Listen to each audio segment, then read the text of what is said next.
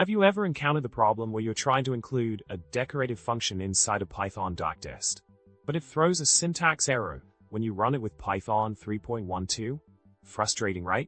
The issue lies in how the doctest handles multi-line commands, causing the syntax error to pop up unexpectedly.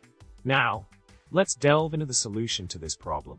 Remember, when adding a decorated function inside a Python doctest, make sure to use for continuation lines instead of. By making this simple adjustment in the code snippet, you can avoid the syntax error and smoothly run your code without any hiccups. Just modify the doctest to reflect this change, and you'll be good to go. In essence, ensuring that you use for continuation lines in your Python doctest when including a decorated function is the key to bypassing the syntax error hiccup. By making this adjustment, you can seamlessly incorporate decorated functions without any hassle. And with that sorted, you're all set to ace your Python programming endeavors. Well, that's a wrap for today. I hope this solution helps you tackle the decorated function inclusion problem in Python doctests.